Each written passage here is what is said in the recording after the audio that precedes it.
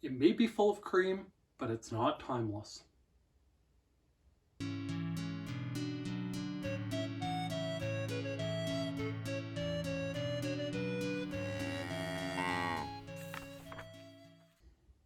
Hi everyone, I'm Jacob. I'm the Cowhat Librarian.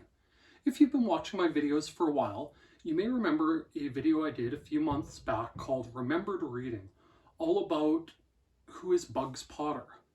And I had a lot of fun doing that video and talking about the reasons why it may not have been republished in so many years and what sort of changes might be required to bring it up to speed for a modern audience. And I had a lot of fun doing it. I also had fun speaking via Twitter with a couple of other Gordon Korman fans who had thoughts on the video and my suggestions. And one in particular commented that while I offered some interesting ideas, he'd prefer to read the unboulderized versions of the book. And I absolutely cannot argue with that. Still, I think it's a neat thought exercise to think about what if and what could be and how could it be done. Because for some of these books, they just aren't being republished and their charm is being lost to a whole generation of kids.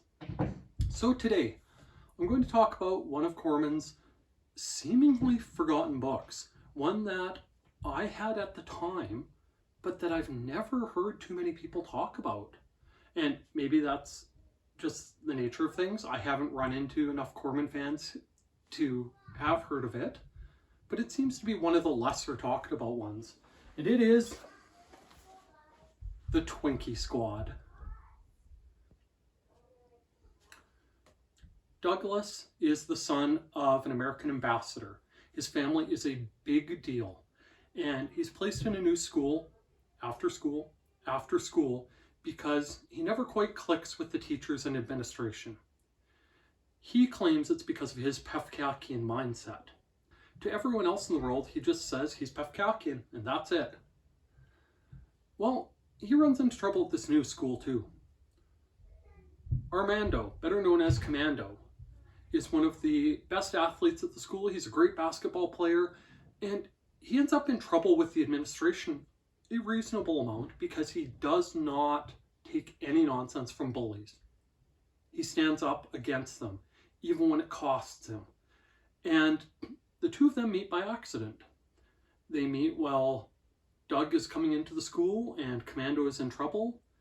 And later that day, Commando is trying to pass a basketball to Douglas to take a shot, and the ball takes a bad bounce and plows into Douglas's nose. It gives him a nosebleed. In the aftermath of the event, the two boys end up in this special discussion group.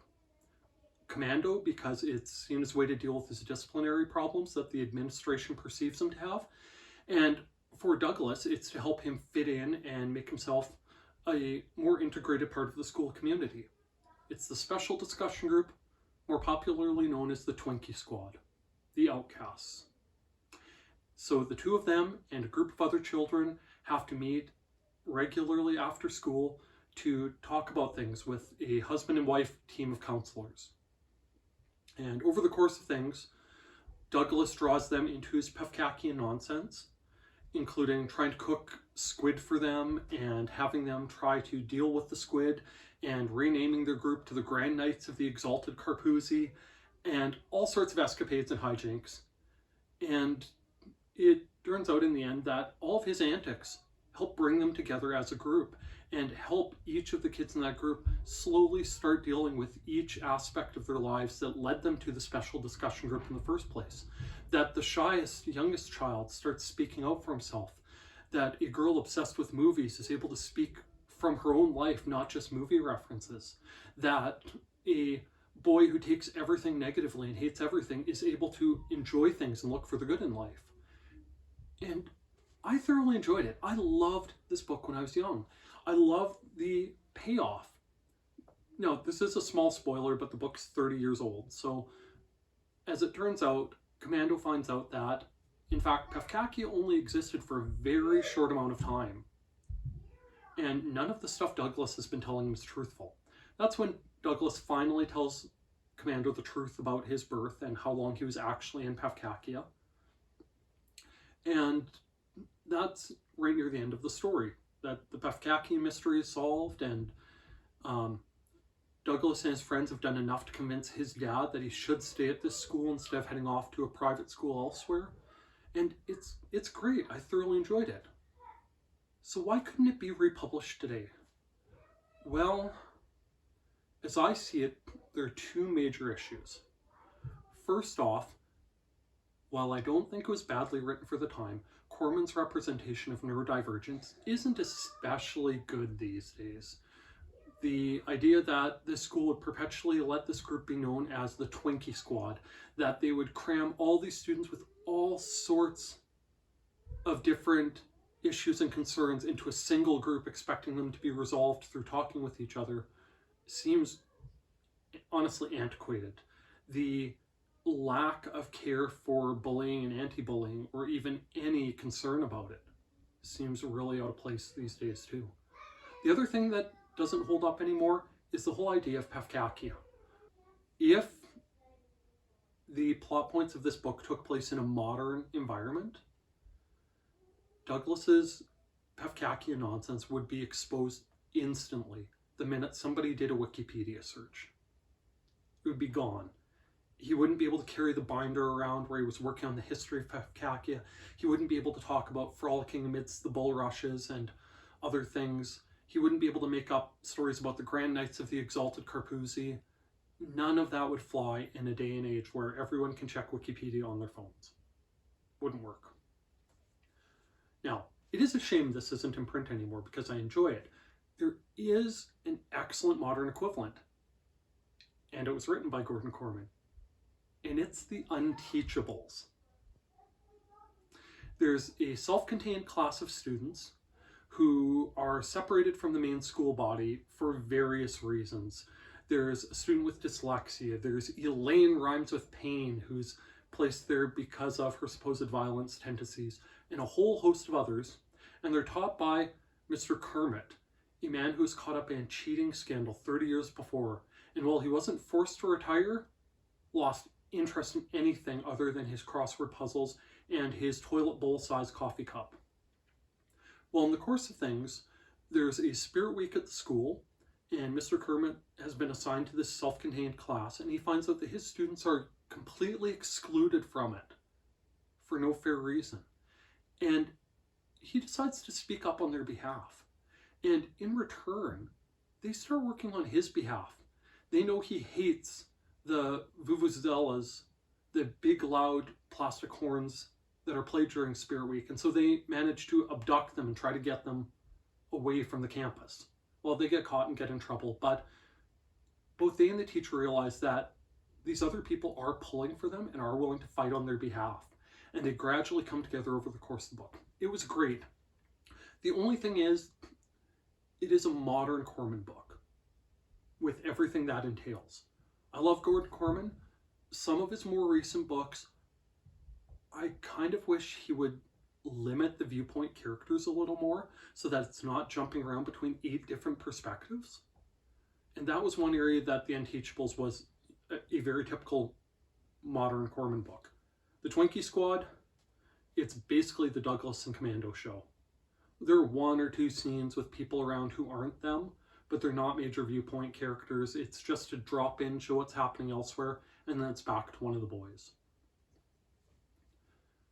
So, The Unteachables will probably scratch your itch for this. I thoroughly enjoyed it. But, just as a thought thing, what would it take to make the Twinkie Squad work for modern audiences? Now, this is all speculation, and as that very knowledgeable Korman Twitter user pointed out, you know, maybe you shouldn't mess with the classics, but just as a thought exercise, what would it take? Well, it would take some updating of the language regarding the Twinkie Squad and the special discussion group and the children involved with it and their diagnoses and so on. It would take some updating. And I'm not quite sure how they would handle it. I'm not knowledgeable enough about the state of special education and dealing with students of various ways of thinking in a single group. I'm not sure. But I think Korman would have to update that. The other thing is the issue of Pefkakia. and how they would keep it from being discovered quite so easily. And the only thing I could think of there is that, in theory, I thought it would have worked as a plot point if, instead of writing in his binder, Douglas was always tapping on a laptop. He was always tapping away, working on his definitive history of Pefkakia. But as it turns out, he wasn't writing a history of it. He was using 2 or 3 user accounts that argued back and forth on the Pefkakia Wikipedia page, that kept it updated and kept adding fake history and kept adding fake news, and where he would insert all the ridiculous nonsense he came up with, from the Grand Knights of the Exalted Carpuzzi to Frolicking Amidst the Bulrushes to his stories about the founder of Pefkakia. That way, when Commando or the counselors or the principal or the other people heard his nonsense about Pefkakia, they could make a cursory look at a source that a lot of people would think to check first.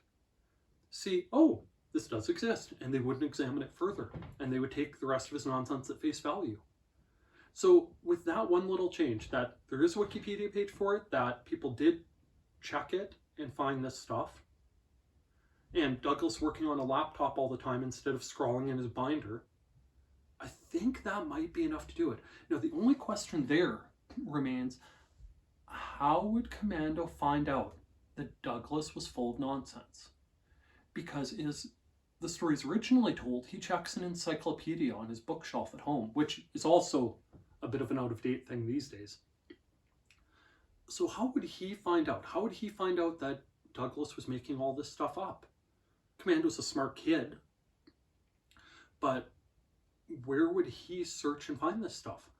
Now, there are 2 possibilities. One, the existing story establishes that he's very, very interested in politics and international relations.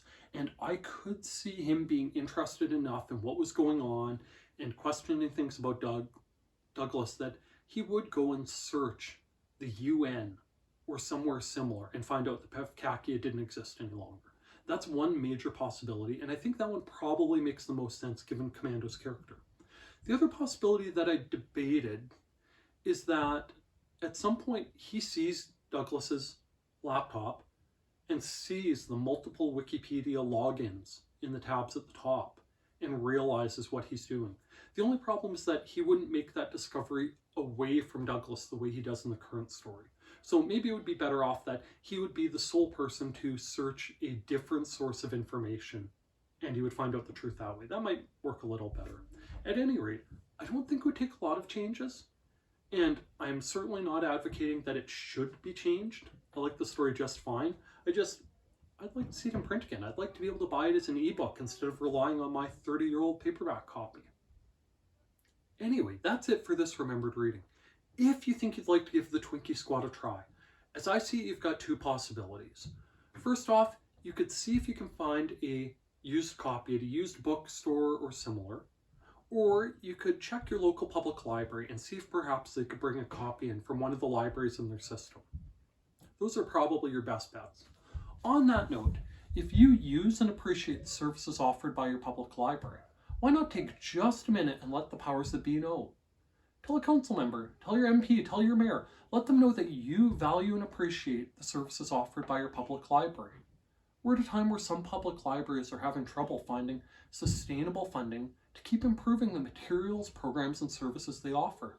And a few good words in the right ears might make a world of difference. And if by some chance you're a library staff member watching this, don't forget, watching my videos counts as professional development time.